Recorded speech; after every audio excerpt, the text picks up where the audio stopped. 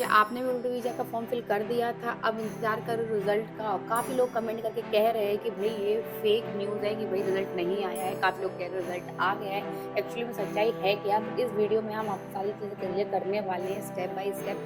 बिल्कुल भी ये वीडियो मिस मत कर दें। Hello friends, welcome back to our channel UK की live blog. So I hope आप लोग सब सही होंगे। मैं भी एकदम फैंटास्टिक हूँ। My name is Divyani Gupta. आज की वीडियो में बात करने वाले हैं हम यूटिलिटी वीजा 2025 के रिजल्ट के बारे में।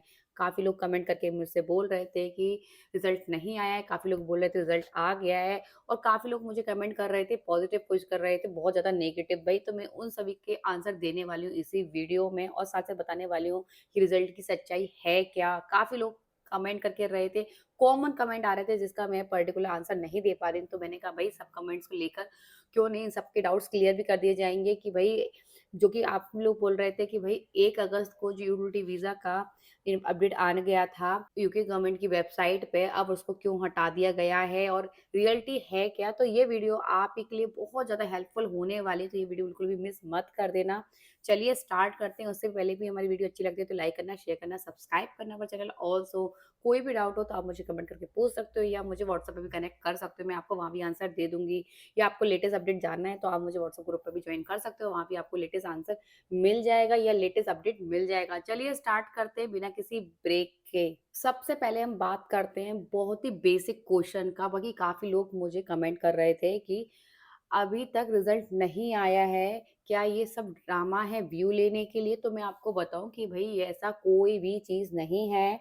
भई यूके वीआई प्रोसेस लेता है, और सबसे इम्पोर्टेंट चीज़ कि भई सैटरडे एंड संडे को ऑफ़िस क्लोज़ होता है, इसी की वज़ह से ये डिले हो रहा है। बट भई सबका रिज़ल्ट एक दिन में नहीं आता है। सबसे ज़्यादा इम्पोर्टेंट चीज़ ये है कि कुछ लोगों का पहले आ जाता है, कुछ लोगों का बाद में आता है। मैंने आपको पहले इससे पहले एक जो वीडियो बनाई थी उसमें मैंने बताया था कि रोलिंग बेल सिस्टम होता है, जिसमें आपको कुछ लोगों का सपोज़ करो आज 3 तारीख है तो किसी का आज आएगा, हो सकता है किसी का कल आए, हो सकता है किसी का परसों आए।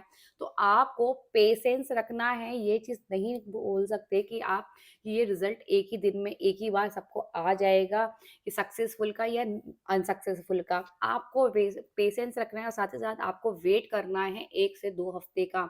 बोला जाए कि भई आपके पास 2 हफ्ते के बाद भी मेल नहीं आता है तो आप यूके गवर्नमेंट की ऑफ़िशियल वेबसाइट में जाकर आप हेल्पलाइन नंबर से कॉल कर सकते हैं, उनसे भी डिस्कस कर सकते हो बिना किसी कन्फ्यूज़न के, यदि आपके पास मेल नहीं आता है तो। तो भई ये कोई ड्रामा नहीं है, सिर्फ़ जो रियलिटी है मैं आपसे वही आपको बता रही हूँ। ऐसा नहीं है कि मुझे व्यू के लिए ये सारी चीज़ें आपको बोलनी पड़ रही है, बट जो रियलिटी है मैं बस आपको उसी का आंसर दे रही हूँ। अब बात करते हैं सेकंड क्वेश्चन की। कुछ लोग कह रहे थे कि मैम हमने 29 जुलाई को पेज ओपन करके चेक किया था तो उसमें लिखा आ रहा था कि आ गया है, बट अभी हमें कोई भी ईमेल रिसीव नहीं हुआ, तो इसका क्या मतलब है? तो मैं आपको बताऊँ, हो सकता है कि आपका वीज़ा अप्रूव हो गया हो, बट कभी-कभी ईमेल आने में डिले हो जाता है। हो सकता है कि इनबॉक्स में आ गया हो सकता है कि इनबॉक्स में नहीं आया हो, किसी और फ़ोल्डर में आ गया हो, तो आपको प्रॉपर चेक करना है ईमेल अपना। दूसरी चीज़ ये है कि आप लॉगिन करके स्टेटस भी चेक कर सकते हो कि आपका क्या स्टेटस है, कांग्रेचुलेशन का है कि नहीं है। बट आपको थोड़ा पेशेंस रखना है। हो सकता है कि ये ईमेल डिले हो जाता है, क्योंकि आपको यहाँ थोड़ा-सा वेट करना पड़ सकता है। ये थोड़ा आपको टाइम लग सकता है, तो इसका बड़ा आपको पेशेंस भी रखना है, साथ ही साथ आपको थोड़ा चेक करते हुए रहना है कि क्या आपका ईमेल आया है या नहीं आया, और नहीं आया तो आपको एटलीस्ट 1 वीक या 2 वीक आपको वेट करना है एटलीस्ट। ये क्वेश्चन भी बहुत ज़्यादा पूछा जा रहा था कि मैम हमारे अकाउंट में जो पैसे हैं, वो हमें सिलेक्ट होने के बाद रखने हैं या पहले रखने हैं? तो मैं आपको बताऊँ कि भई आपको जब भी वीज़ा के लिए फॉर्म अप्लाई करो, उससे पहले आपको 28 डेज़ से पहले आपको ये पूरा स्टेटमेंट शो करना होगा। बोला जाए जैसे आज मैं फॉर्म फिल करती हूँ, चाहे मैं सिलेक्ट कल ही हुई हूँ, मैं आज वीज़ा का फॉर्म फिल कर रही हूँ, बट मेरे अकाउंट में पिछले 28 डेज़ की जो स्टेटमेंट है उसमें एटलीस्ट 3 लाख रुपए हमारे अकाउंट में होने चाहिए, क्योंकि कइयों बार जब आप वीज़ा के लिए अप्लाई करते हो, जब बायोमेट्रिक के लिए जाते हो, तो वो ऑफ़िसर आपसे पूछ सकते हैं और इवन देखते भी हैं। तो ये चीज़ बिल्कुल ध्यान रखना, क्योंकि भई इसका जो क्राइटेरिया है उसमें आपको आपके अकाउंट में 28 डेज़ के अंदर आपके अकाउंट में 3 लाख रुपए होने चाहिए। तो भई जब भी आप वीज़ा के लिए अप्लाई करो तो वो चेक कर लेना कि आपके स्टेटमेंट में कि आपके अकाउंट में 28 डेज़ के अंदर 3 लाख रुपए हैं या नहीं हैं। अब बात करते हैं नेक्स्ट क्वेश्चन की। अब बात करते हैं, ये भी बहुत ज़्यादा लोग पूछ रहे थे कि your status is not ready to view का क्या मतलब है? तो मैं आपको बताऊं, इसका मतलब है कि अभी आपका जो भी डिसीजन है वो अभी कंप्लीट नहीं हुआ है, तो आप थोड़ा पेशेंस रखिए, थोड़ा सा वेट करिए। हो सकता है कि आपका केस अभी पेंडिंग हो, तो आपको 1 से 2 हफ्ते वेट करना है। आपका हो सकता है उसमें रिजल्ट आ जाए, क्लियर हो जाए कि आपको सक्सेसफुल का मेल आया है या अनसक्सेसफुल का मेल आया है। तो थोड़ा सा पेशेंस रखिए आप। कितने लोगों का रिजल्ट आ गया है? तो भाई ये रिजल्ट अभी कुछ जो मुझे मैसेज कर रहे हैं, कमेंट कर रहे हैं कि उनका आ गया है, तो भाई हो सकता है कि उन लोगों का आ गया हो, बट अभी आपको पेशेंस रहना है। हो सकता है कि आपका रिजल्ट मंडे, ट्यूसडे या वेडनेसडे को आ जाए, तो अभी आपको वेट करना है कल तक का, परसों। हो सकता है कि आपका 1 वीक के आज आपका रिजल्ट आए, तो थोड़ा सा पेशेंस रखना, क्योंकि ये जो रिजल्ट है वो एक बार में नहीं आता है, टुकड़ों में आता है, क्योंकि ये रोलिंग बेस सिस्टम है। तो मैंने आपको पहले भी बताया था, तो ये एक साथ नहीं आता है। आपको थोड़ा-सा पेशेंस रखना है और वेट करना है, 1 से 2 हफ्ते तक का आपका हो सकता है रिज़ल्ट आ जाए। और नेक्स्ट क्वेश्चन ये भी बहुत ज़्यादा पूछा जा रहा था कि लॉगिन करने का क्या सही मेथड है? तो मैं आपको बताऊँ, आपको किसी भी दूसरी वेबसाइट्स पे नहीं जाना, आपको यूके गवर्नमेंट की ऑफिशियल वेबसाइट में जाना है, फिर वहाँ चेक करना है व्यू अप्रूव इमिग्रेशन स्टेटस पे, वहाँ आप उसको क्लिक करना, चूज़ करने के बाद आपको साइन इन करना है, जो भी एप्लीकेशन डिटेल में आपने फॉर्म फिल किया था वही आपको प्रूव करना है। उसमें आपको पासपोर्ट नंबर डालना है, आपका डेट ऑफ बर्थ डालना है, उसके बाद आपके पास ओटीपी आएगा, उसको डालने के बाद आपको अपना स्टेटस चेक करना है। यदि आपके पास आज नहीं है, आप नहीं कर पा रहे उसको लॉगिन, तो आप कुछ टाइम बाद करो उसको, कि आज आपने आज चेक किया तो हो सकता है आपको नहीं सही से लॉगिन कर पा रहे हो, तो आप कल करना, कल नहीं तो परसों करना।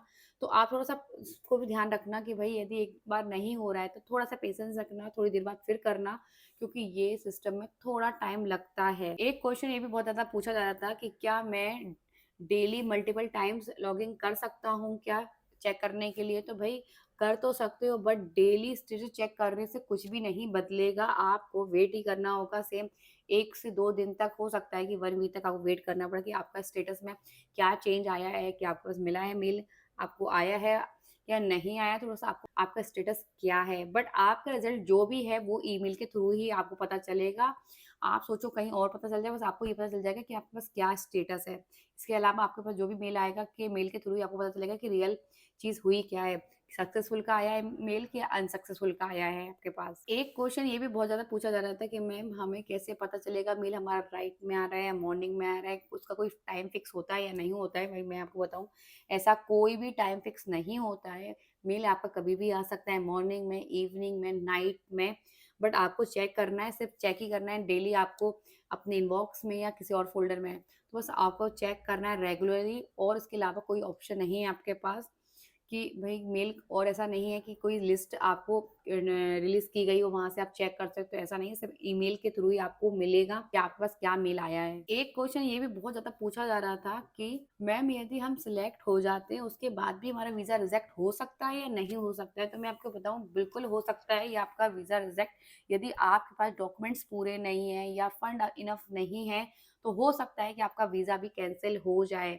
एक क्वेश्चन ये भी बहुत ज़्यादा पूछा जा रहा था कि मैम यदि हम सिलेक्ट हो जाते हैं, सिलेक्ट होने के बाद हम वीज़ा के लिए भी अप्लाई कर देते हैं, और उसमें हम अपना फीस भी भर देते हैं, वीज़ा की फीस और हेल्थ सब चार्ज भी पे कर देते हैं, अप्रॉक्स मतलब 1.5 से 2 लाख के बीच में हम पे कर देते हैं।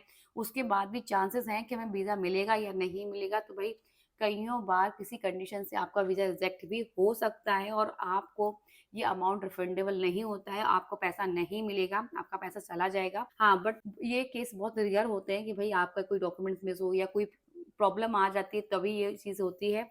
यदि आपने सारे डॉक्यूमेंट सही लगाए हैं, हर चीज़ सही करी है स्टेप बाय स्टेप, तो आपका वीज़ा में चांस ज़्यादा मिलता है कि आपको वीज़ा आपका अप्रूव हो जाए। बट यदि आपका कोई भी डॉक्यूमेंट्स मिस हो जाए या कोई भी दिक्कत हो, तो हो सकता है कि आपको सब कुछ प्रोसेस करने के बाद, पैसा भी भरने के बाद, डॉक्यूमेंट्स देने के बाद आपका वीज़ा रिजेक्ट हो जाए। तो भई ये भी चीज़ है। ऐसा नहीं है कि आपका वीज़ा, यदि आपका जब तक वो अप्रूव नहीं हो जाए, तब तक भी आपको चांस हो सकता है 10% या 1% कि आपका वीज़ा रिजेक्ट होने का भी। एक क्वेश्चन ये भी बहुत ज़्यादा पूछा जाता था, क्या पासपोर्ट के बिना लॉगिन पॉसिबल है? तो भई मैं आपको बता दूँ, बिल्कुल भी नहीं है। बिना पासपोर्ट के नंबर के आप लॉगिन नहीं कर सकते हो। इवन आपके पास, यदि आपने जो नंबर डाला है अपना मोबाइल नंबर, यदि वो भी नहीं है, तो भी आप लॉगिन नहीं कर सकते हो। आपको पासपोर्ट की भी नीड होगी और आपको ओटीपी की भी नीड होगी। विदाउट इन दोनों के बिना आप लॉगिन नहीं कर सकते हो। कुछ लोग ये भी पूछ रहे थे कि क्या मैम हमें यूके-वीआई क्या मेल नहीं आता है, तो क्या हम उन्हें मेल कर सकते हैं या नहीं कर सकते? आप बिल्कुल कर सकते हो, यदि आपके पास मेल नहीं आता है, 15 दिन के बाद आप एटलीस्ट 15 दिन तक वेट करो, यदि आपके पास रिज़ल्ट नहीं आता है, तो आप ज़रूर उन्हें मेल कर सकते हो, उनसे पूछ सकते हो, या आपको इमरजेंसी इंक्वायरी नंबर मिल जाएगा, तो आप वहाँ भी जाकर कॉन्टैक्ट कर सकते हो। बट उससे पहले आपको 15 डेज़ तक के लिए एटलीस्ट वेट करना है। आई होप आपको सब कुछ समझ में आ गया हो या आपके सारे डाउट्स क्लियर हो गए हों। तो अभी आपको और भी कोई डाउट हो तो प्लीज़ आप मुझे मैसेज कर सकते हो, मैं आपको आंसर दे सकती हूँ, या आप मुझे व्हाट्सएप पे भी कमेंट कर सकते हो, वहाँ भी मैं आपको रिप्लाई कर दूँगी। या आपको और भी लेटेस्ट अपडेट जानना है तो आप मुझे व्हाट्सएप ग्रुप पे जॉइन भी कर सकते हो, आपको वहाँ भी लेटेस्ट अपडेट मिलता रहेगा। यदि हमारी वीडियो अच्छी लगी तो लाइक करना, शेयर करना, सब्सक्राइब करना हमारा चैनल। ऑल्सो मिलते हैं नेक्स्ट ब्लॉग के इम्पोर्टेंट टॉपिक के साथ।